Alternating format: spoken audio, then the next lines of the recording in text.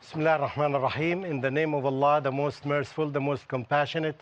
Dear viewers everywhere, welcome again to this program with your presenter, Mamdooh Nuruddin Muhammad.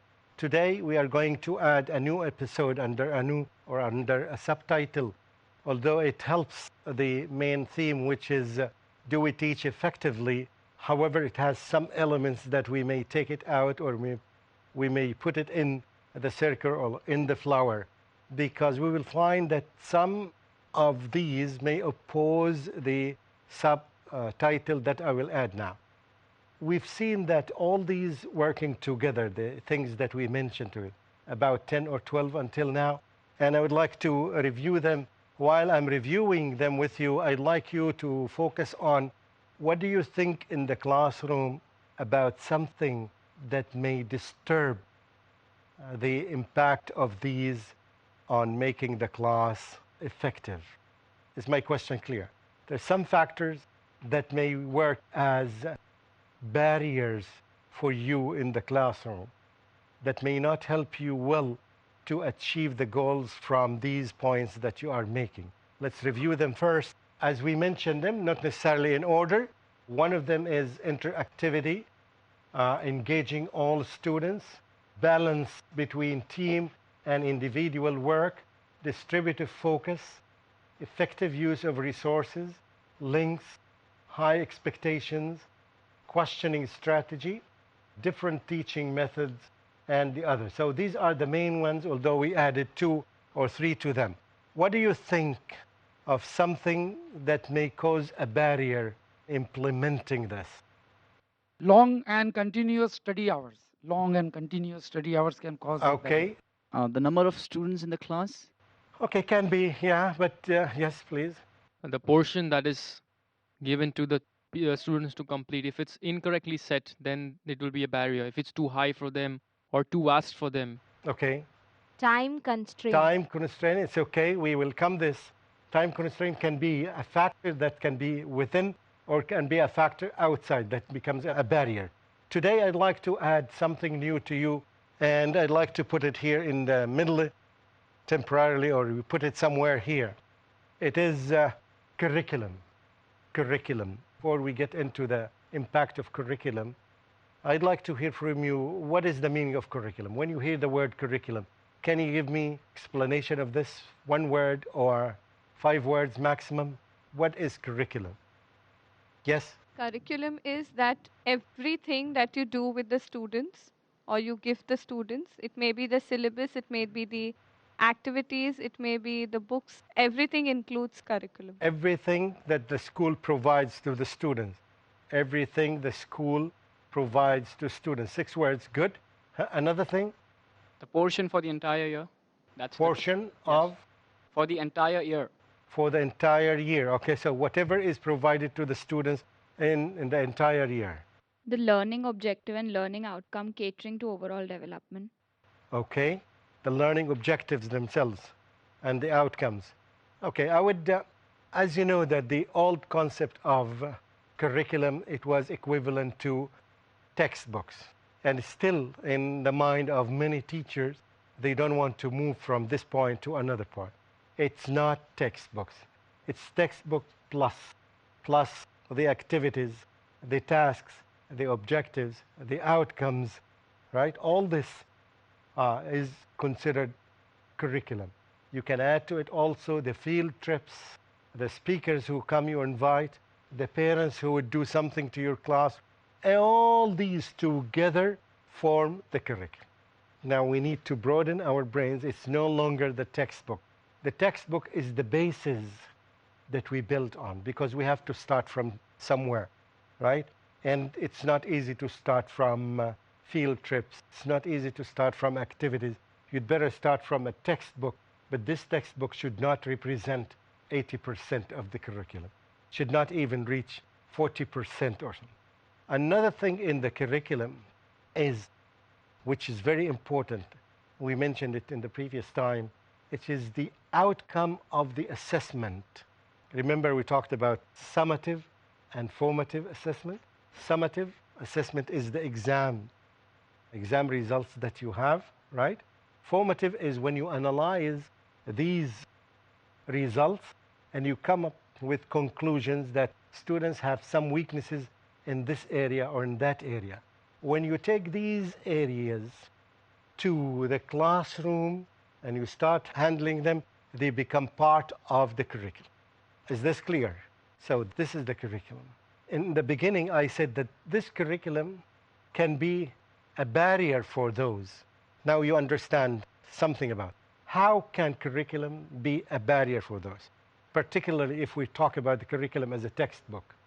If the textbook does not provide you with activities, for example, if the textbook is designed in a way that it's not interactive, many textbooks you'll find the exercises and the tasks and the activities do not encourage, do not promote interactivity. At that time, we know that the textbook is a barrier. And at that time, we realize what is the meaning of curriculum. At that time, you need to put your own input. You need to add some tasks. You need to add some activities to compensate for the weaknesses of the textbook. Is this clear? The same thing applies to many of these. The textbook sometimes does not tell you about teaching strategies. So you need to put your own teaching strategies. And it can apply to many things. The textbook does not promote the links because the brain of the authors at that time when they authored, they didn't know anything about curriculum links. They didn't know about linking the past with the present and the future. There's a rigid text in the book that try to control you. So it's either the textbook would control you, or you control the textbook. What we hope for is that you become the controller. You become the master. You are the master of the whole situation. With the knowledge that you have now, you have much, much, much more than any of the authors of the books. Most of the authors of the books don't have the knowledge that you have now. That's why you need to add your experience, your learning to the textbook to make a good curriculum. I'm trying to do my best to explain the concept of curriculum. Is it becoming clearer now? So you are the one who will say that, okay, I will take my students to the Space Museum because the text talks about, for example, space. And you want to take them there to enrich their experience, to make them experience something that they cannot experience by the book. Or you would ask the students to select some video clips. These video clips would help them understand the textbook more and more. Is it getting clearer? Okay. Now I expect you to give me some comments. You will never ever find a textbook that includes all these elements in it.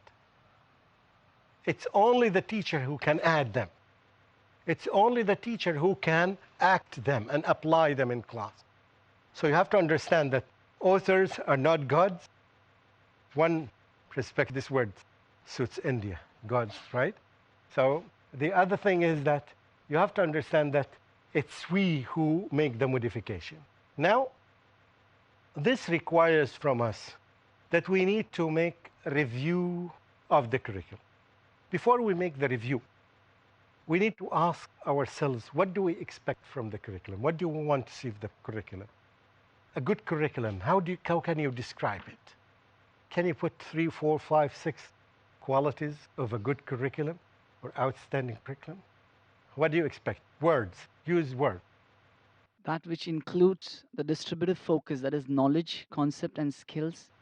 Are you talking about coverage? Yes, it should cover all the three aspects: the knowledge aspect, Cover. the concept, The coverage and of the curriculum. What does it cover? Does it cover enough? Or it's limited to some themes and some topics? Wide coverage, breadth, we call it sometimes, the breadth of the curriculum. So the breadth is one element. What are other elements? It should be updated one. We will come to this. It's our role to update. I will talk about this when we talk about evaluating it. So now I think we got a clear idea about the difference between textbooks and about curriculum. This is one thing. And also we got an idea that curriculum or textbooks may work as a barrier and sometimes they work as a supporter. When we come back, inshallah, we will talk about the qualities of good curriculum. We mentioned one of them, which is the breadth or the coverage, how many things it covered. Okay, I will take a break and we'll come back. Assalamu alaikum wa rahmatullahi wa barakatuhu. Hush, little baby, breathing so calm. Bismillah ar-Rahman ar-Rahim. Welcome back after the break. We are continuing our discussion about curriculum. We mentioned one quality of the curriculum, which is the width, how broad it is, how much it covers, how comprehensive it is, right? Okay, what else do you expect to see in the curriculum? Relevancy, which is relevant to the class being taught, should not be too high for the students to grasp. Also Relevant to the level? Yes.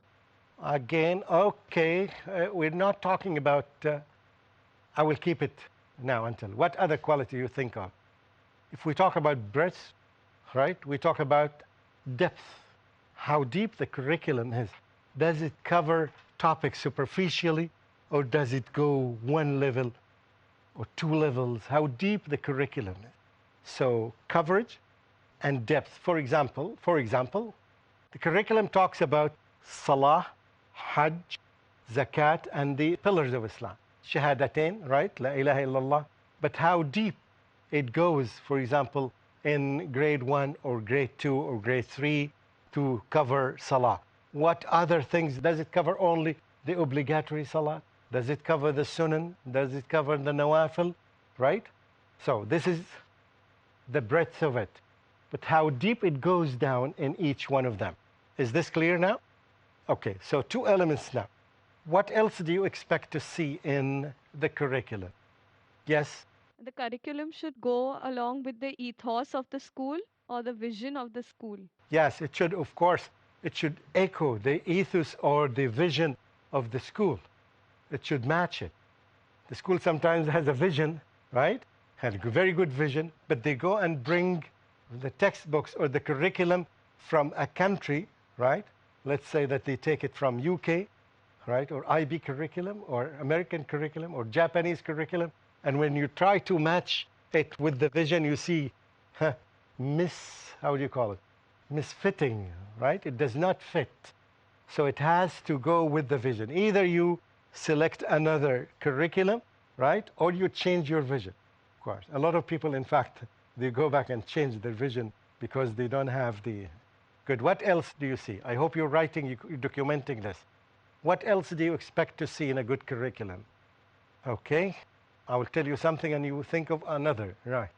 The progression, it progresses, it moves from here to here, right? So it progresses from one level into another. So when you, for example, you know the spiral curricula, spiral? So you take a theme, right? And then you cover it in first grade on this level. And then you take the same theme to another level and you widen it, right? It's the same theme, but you, right, widen it. So it progresses. It's the same thing, but it progresses. Sometimes when you evaluate the curriculum, you will find gaps. You will find that this lesson, and I gave an example in one of the sessions, I said that if you teach Arabic, you will find that Arabic is taught in grade 2. They teach al-Shamsiyya and al-Qamariyya. If you know al-Shamsiyya and al-Qamariyya. Okay. It's when you pronounce it, it becomes Qamariyya, and when you don't pronounce it, it becomes Shamsiyya. Okay. And the reason they call it Qamariyya because when you pronounce it al-Qamar, this sound falls into the letters that are pronounced al-Qamar. And the same thing applies to Shamsiyya. Anyway, I found in some books, they teach it in grade 2 and in grade 4. The same theme. I expected to see it in grade 4 with wider or deeper explanation. But it was exactly the same way it was presented in grade 2. So this is a repetition. We call it repetition, or we call it gaps. There is a gap here. There's a time lost here for the students because they already took it. Why do they need to take it again? Okay, so another quality here is progression. It should progress. It shouldn't repeat itself. If it repeats itself, we say that there is a gap here. And we cannot discover unless we do a wonderful review. When you do a review in a way that, let's say that we sit together, 5 or 6 teachers, and we see a theme, say that, okay, Alif Shamsiyya is repeated in book number, is there in book 1 or book 2. Is it repeated in book 1 or 2? You say no. Is it repeated in book 3? You say no. Is it repeated in book 4? You say no. Now it is not repeating, right? So this is one way of doing it. So we have to work in a team in evaluation. I'll come back to this. Any other thing that you notice? What is good in the curriculum? Should be like flexible. The Yes. curriculum. What do you mean by flexible?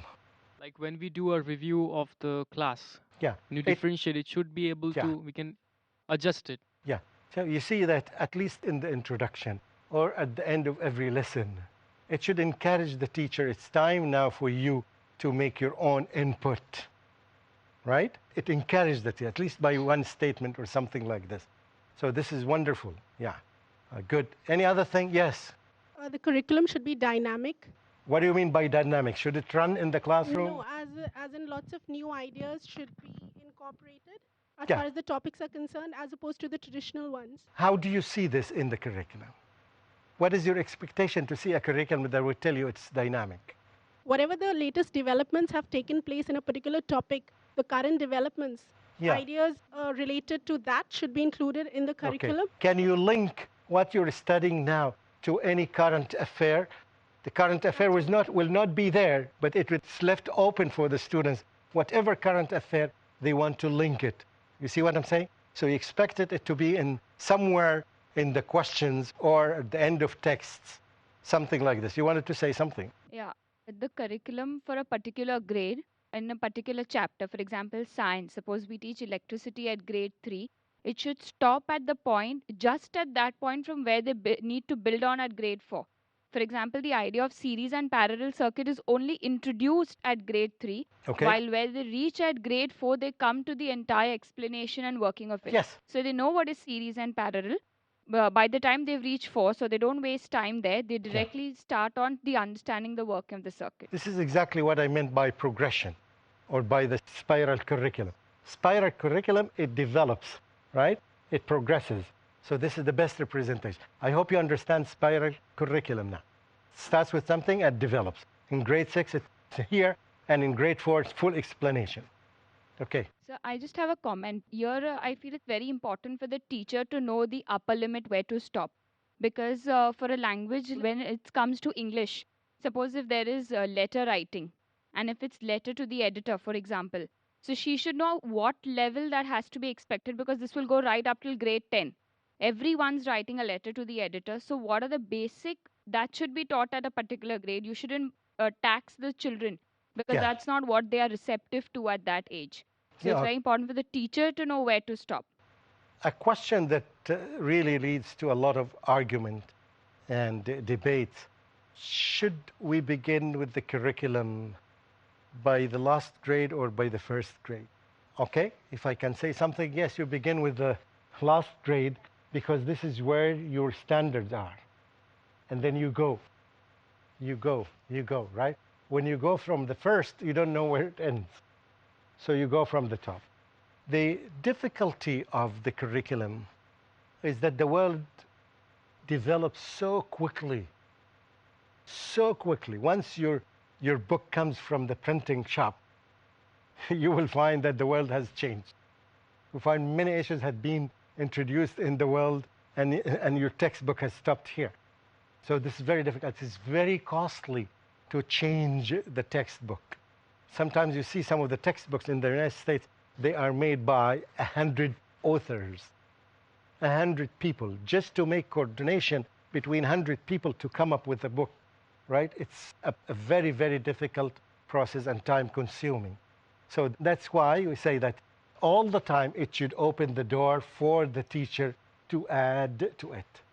The teacher has more knowledge now than the author, because there's something in the world that's happening while the teacher is alive, and those authors have already finished their book. Some of them even have died.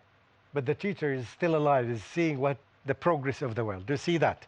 So that's why it should be open-ended, right, curriculum. It should have this enrichment. Any addition to the curriculum, we call it enrichment. That's why we become very happy when we enter a class and we see the teacher using a textbook, right? And then he said, now I added this exercise, and you'll find students are putting this exercise in the book and even stapling it, right? Or I'm adding to this activity, these video clips that you are going to see. Or this week, we will end up with a visit, a field trip to that place. You immediately understand that the teacher is enriching the curriculum, right? Good. Yes? Did I see a hand here? Yes, please.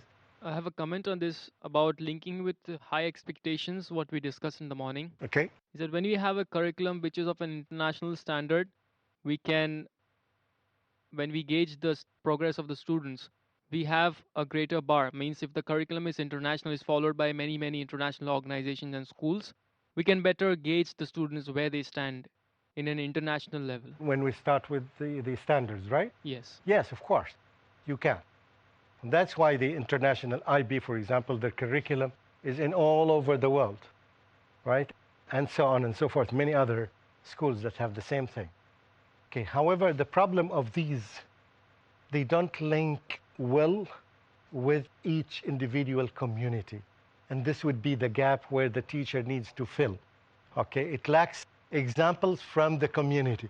You will find that you are in India, and all the examples that are given in the textbook represent Russia or represent UK or represent another country. And here the teacher needs to modify this. In mathematics even, when he talks about airplane going from this place to that place, instead of Russia and France, you can move it to, for example, from Mumbai to Hyderabad or something like this, to link the students, yeah, because it relates well to them. Yes, any other comment here?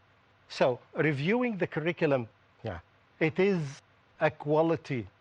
We can write it here now, a quality of a good school or a good teacher. I don't want to say that a good teacher because it is very tough to be done by an individual teacher. It's a teamwork, it's a schoolwork rather than an individual. Of course, if a teacher does it by himself, that's amazing, but it requires a lot of effort and a lot of standards. I hope we got an idea about the curriculum, and you can ignore my comment that sometimes it works as a barrier and sometimes it works as a factor that supports. It's my own opinion, but I made it clear when it is restricted to the concept of textbook, it becomes a barrier. When it is open to the concept of curriculum with comprehensive meaning of the word textbook, that would be a good factor. We'll stop here. I hope we can continue in another episode about that. Wassalamu alaikum wa rahmatullahi wa barakatuh. Little baby, pure and small, He created you, He created us all. Hush, little baby, don't you fear, we're never alone when Allah's so near. Hush, little baby, breathing so calm, He'll protect